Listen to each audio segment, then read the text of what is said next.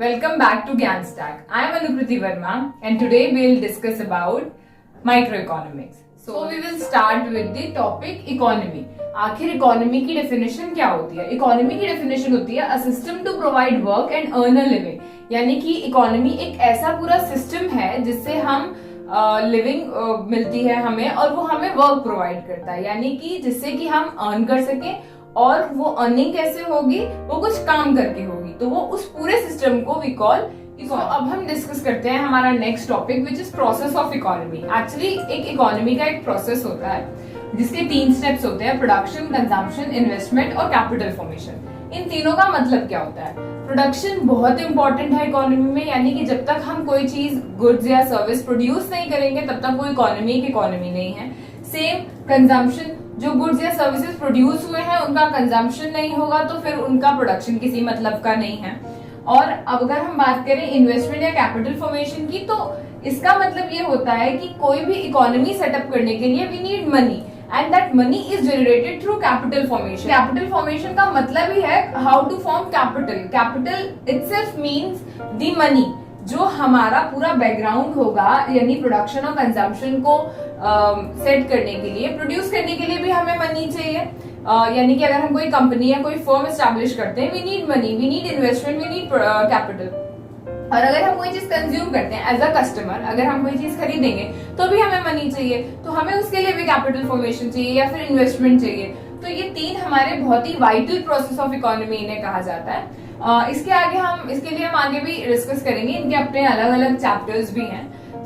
अभी हम फिलहाल इस टॉपिक से आगे बढ़ते हैं. अब हम आते हैं हमारे नेक्स्ट टॉपिक पे जो है इकोनॉमिक्स. अब इकोनॉमिक्स क्या होता है? इकोनॉमिक्स होता है selection of resources under situation of scarcity. अभी सिलेक्शन ऑफ रिसोर्सेज और स्कैर्सिटी की सिचुएशन, ये सब क्या होती है, ये अब हम आगे डिस्कस करेंगे कि आखिर ये टर्म्स का मतलब क्या है. फिलहाल हमें इकोनॉमिक्स के लिए इतना समझना है कि हमें सिलेक्शन ऑफ रिसोर्सेज करना होता है स्कैर्सिटी की सिचुएशन में. ठीक है. अब अगर जैसे हम बात करें तो हमारी इकोनॉमिक्स में 3 मेजर प्रॉब्लम्स होती हैं which are scarcity, human wants and alternate uses of resources. तो इसीलिए एक क्वेश्चन हमारे कभी कभी क्वेश्चन पेपर में आ भी जाता है कि व्हाई टू स्टडी इकोनॉमिक्स. आपकी बुक में भी एक छोटा सा टॉपिक दिया होगा कि व्हाई टू स्टडी इकोनॉमिक्स. तो उसका सबसे मेन रीजन यही है कि इन 3 इकोनॉमिक प्रॉब्लम्स को टैकल कैसे करना है, उनका बेस्ट यूज कैसे करना है. To study that situation we need to study economics. So अब हम उन 3 प्रॉब्लम्स के बारे में डिस्कस. तो जैसे कि अभी मैंने बताया कि 3 इकोनॉमिक प्रॉब्लम्स होती है: स्कैर्सिटी, ह्यूमन वांट्स और ऑल्टरनेट यूज ऑफ रिसोर्सेज. अब हम जानते हैं कि स्कैर्सिटी, ह्यूमन वांट्स और ऑल्टरनेट यूज ऑफ रिसोर्सेज आखिर ये सब होते क्या हैं. तो स्कैर्सिटी हम उस सिचुएशन को कहते हैं जब हमारे पास डिमांड किसी एक प्रोडक्ट की बहुत ज्यादा होती है लेकिन उसकी सप्लाई कम होती है ड्यू टू लिमिटेड रिसोर्सेज. हमारे पास उतने अवेलेबल रिसोर्सेज नहीं होते कि हम अपनी सप्लाई को कस्टमर की डिमांड से मैच कर सकें. That's why we suffer the situation which is known as scarcity, and this is the major problem of economy.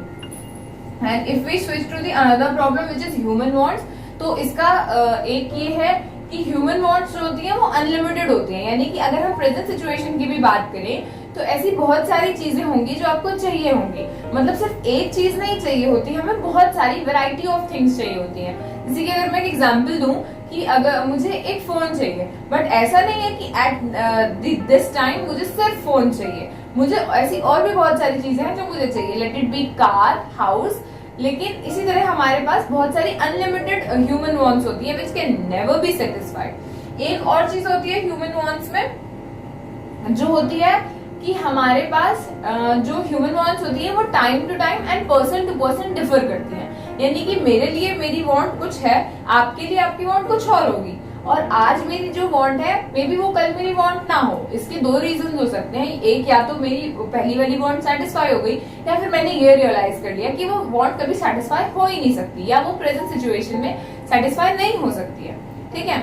और तीसरा एक ह्यूमन वांट्स का पॉइंट है. मैं ये सारे पॉइंट्स अभी एक एक करके लिख दूंगी so you can write it down. तीसरा ह्यूमन वांट का पॉइंट ये होता है कि हमारी प्रायोरिटीज पे भी डिपेंड करती है ह्यूमन वांट्स. यानी कि मैंने जैसे कि अभी बताया कि अनलिमिटेड ह्यूमन वांट्स होती है, यानी कि हमारे पास बहुत सारी ह्यूमन वांट्स हैं, but at the present situation with the available resources हमारे पास ऐसा क्या है जो हम सेटिस्फाई कर सकते हैं। फॉर एग्जाम्पल, मैंने भी कहा कि मेरे पास फोन है, मुझे फोन चाहिए, मुझे कार चाहिए, मुझे घर चाहिए, but at the present time मैं इनमें से कौन सी सेटिस्फाई कर सकती हूँ and which is the utmost important. यानी कि अगर मुझे सबसे जरूरी मेरे लिए घर है इस टाइम पे तो मैं घर लूंगी, अगर मेरे लिए कार है तो मैं कार लूंगी, और अगर मेरे लिए फोन है तो मैं फोन लूंगी।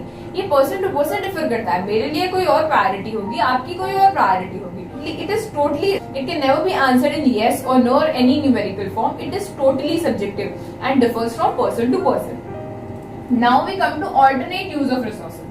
जैसे कि हम जानते हैं हमारे पास रिसोर्सेज ऑलरेडी लिमिटेड हैं, जिसकी वजह से स्कैर्सिटी की सिचुएशन आती है, ये भी हमने डिस्कस किया।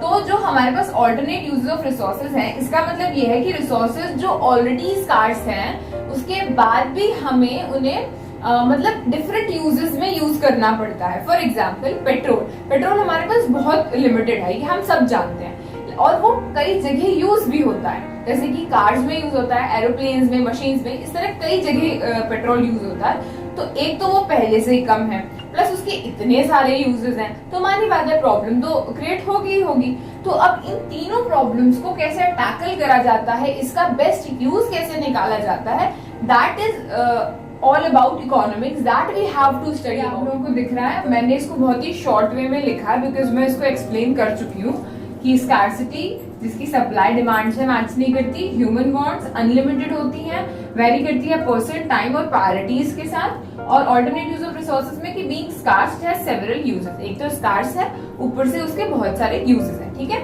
ये मैंने बता दिया। अब हम अपने नेक्स्ट टॉपिक की तरफ स्विच। सो हम आज के अपने सेशन का एक लास्ट टॉपिक डिस्कस कर लेते हैं। एक्चुअली इकोनॉमिक्स को दो नजरों से देखा जाता है, अगर मैं एक नॉर्मल लैंग्वेज में बोलूं।